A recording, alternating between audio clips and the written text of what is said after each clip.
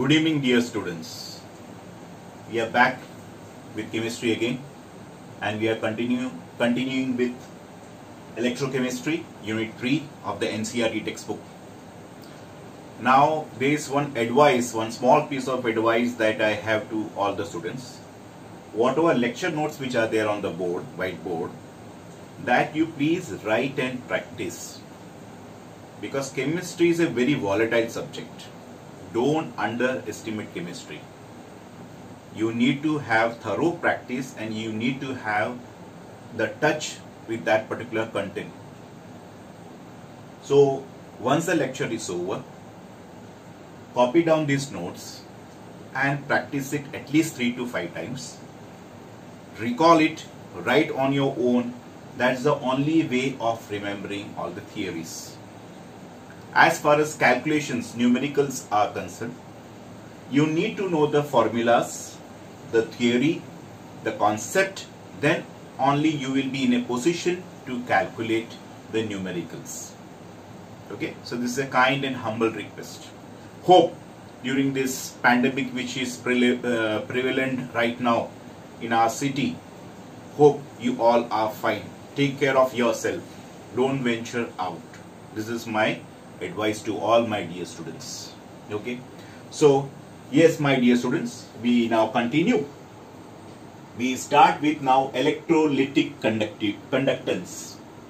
Now when I talk about electrolytic conductance, let us try to go to the basic part, that is metallic conductor and electrolytic conductor. Let me repeat, metallic conductor and electrolytic conductor. Now let us go with the difference, which is not made so clear there in the textbook. So I have tried to bring in the content of the reference book as well as our textbook. Okay, so this is my experience, the vast experience of almost, I can say now, it is almost coming to say 20 years that I have been teaching chemistry. So that 20 years I am putting onto over here. So I am making it very concise for you, simple and lucid for you. So here, current flows due to free electrons. That is the case of metallic conductor. You name any copper wire, zinc wire, whichever metallic conductors you say, their current flows due to free electron. In case of electrolytic conductor, current flows due to ions. Say for example, aqueous solution of copper sulfate, if it is considered, or if you take, then it is the copper 2 plus ion and SO4 2 minus ion that is responsible for the conduction of electric current in that particular solution of aqueous solution of copper sulfate. Second point of difference of metallic conductor and electrolytic conductor, no chemical decomposition of substance in case of metallic conductor. Say for example, you have done the wiring, it may remain for years until and unless some short circuit occurs over there, maybe because of the moisture or maybe because of various other reasons. Otherwise the metallic wire remains as it is. Yes, there may be some physical change, but I don't think there can be a chemical change if it is a copper wire of good quality. So no chemical decomposition of substance. Here, chemical decomposition of substance. The substance gets either oxidized or reduced. That is in the case of electrolytic conductor, my dear students. Resistance is due to collision with kernels. Now, when you talk about the kernels, it is the free electron. The electrons, when they get delocalized, they leave their proper site. Positively charged kernels are created. So here I have written electron leaving the site, and hence a positive kernel is being produced.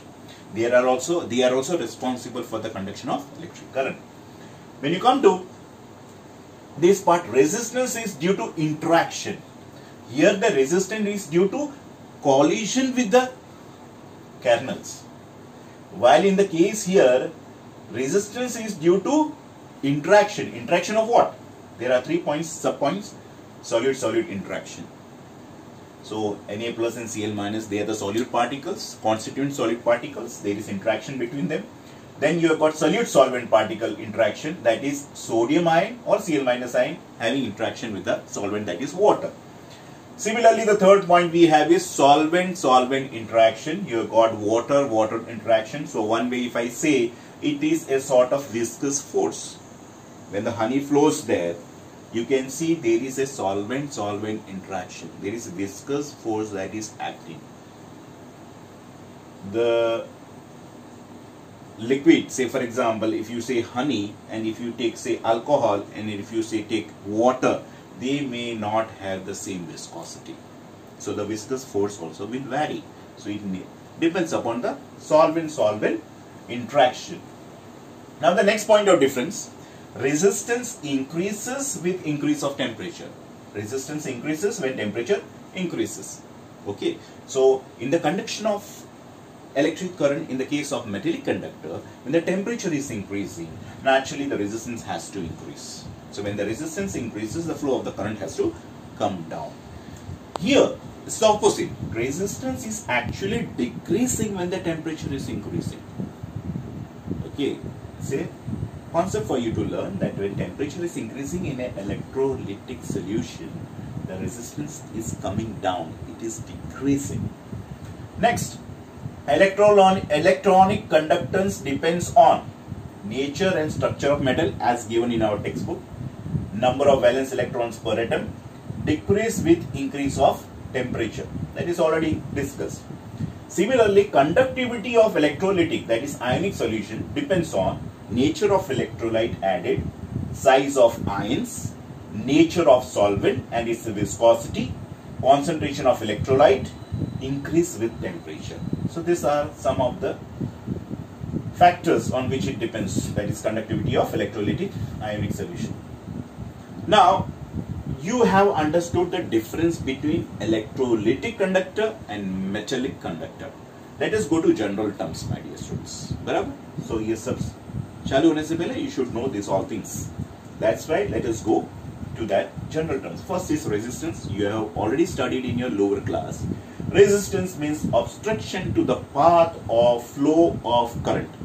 Barabar? A sort of obstruction being created in the path of flow of the electric current, because the current flows opposite to the direction of flow of electrons. If say for example, when the electron is going from here to there, the current has to straightway travel from that path to this path, to the opposite direction. Now here, unit of resistance is in ohm, symbol is omega. Okay, this is a symbol, okay, sign. Conductance given by C, resistance is given by capital R. C, conductance C equals to 1 by R, that is inverse of resistance. Unit is again ohm inverse or mho, MHO, or you can write ohm inverse, MHO, or Siemens, capital S, symbolically. Now we go to the next, that is third, specific resistance, or it is also known as resistivity, given by symbol rho. R is equal to rho into L by A, or rho equals to R into A by L.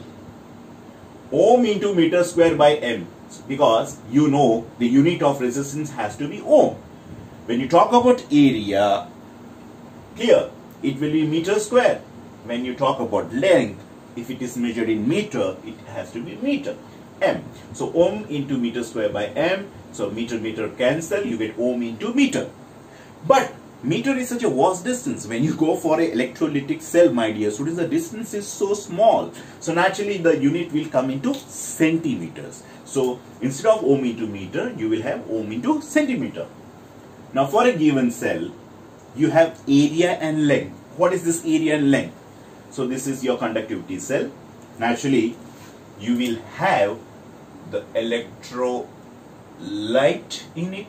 It can be any electrolyte of your choice, depending on the electrode that you have used. You cannot use any electrolyte for any electrode. Okay, that we will discuss later. When you do numericals, you will get to know more. Now, this particular part is the area of the electron, and the distance between these two electrodes is known as length. So, for a given cell, area and length has to be constant, because you cannot, the area of the electrode will not keep on changing instantly. the length between these two electrodes is also not going to change instantly. So these two are always constant for a cell. So cell constant is nothing but the ratio of length to area. So L by A, that is equal to, length is in, naturally now we have started using centimeter. So centimeter of length, area is centimeter square. So centimeter in the numerator of centimeter is cancelled. So naturally you will get now say 1 by centimeter. So it will become centimeter inverse. Here. So naturally that is a unit. Now rho is equal to R into A by L. Already I have discussed it. Okay. Rho is equal to R into A by L. So that is what is written here. Now if we consider area as 1 centimeter square and length equals to 1 centimeter, volume of electrolyte naturally will be area multiplied by length. So here area multiplied by length, 1 centimeter square into 1 centimeter is equal to 1 centimeter cube. Centimeter square into centimeter, it is centimeter cube. So 1 centimeter, my dear students, is nothing but 1 ml, 1 milliliter. Now in that scenario, when these two are unity, you will have rho. Rho is nothing but resistivity or specific resistance. Specific resistance or resistivity will be equal to the resistance. Therefore, resistivity of an electrolyte is nothing but equal to resistance offered to all the ions of that electrolyte present in 1 ml of solution. So, in 1 ml volume, resistivity of the electrolyte would be resistance offered to all the ions. So, you have got just 1 centimeter of the volume, okay, the cube. In that, whatever ions are there and what resistance is offered to that all ions, then that is known as resistivity. Now, naturally unit is ohm into centimeter. Already we have discussed it over here. Now volume will be naturally area into length. So when I talk about the area into length, it is like these are the two electrodes, the shaded parts. The distance between these two electrode parts, in the case of this conductivity cell, is length L. Now L into area of these two. So that is 1 centimeter square into 1 cm, that is 1 centimeter cube. That is your volume. In the case of resistivity, specific resistance, my dear students. Hope this is clear to you. Now we go to the fourth general term, conductivity or specific conductance.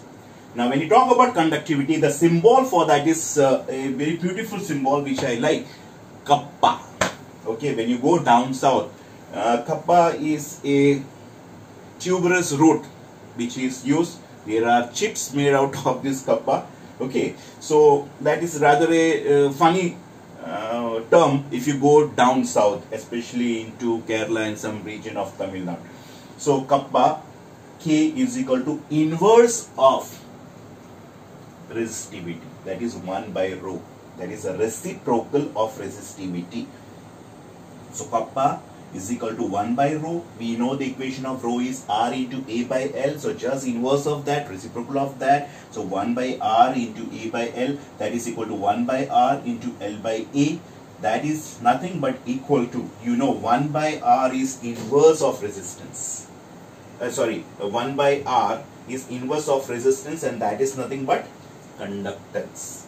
So this 1 by R is conductance, and L by A, my dear students, already we know it is cell constant. So I just substituted over here conductance into cell constant, and naturally cell constant value is normally given in the numerical. Okay, that data is always there with you. Now unit, when I talk about, it is ohm inverse, meter inverse, or mho into centimeter inverse, or Siemens into centimeter inverse. So if you try to see 1 by R, so 1 by R is nothing but ohm inverse. So naturally ohm inverse over here. Now you know L by A, this is centimeter and this is centimeter square. So naturally it will become centimeter inverse. Or X I write Siemens into centimeter inverse. Clear? We proceed ahead.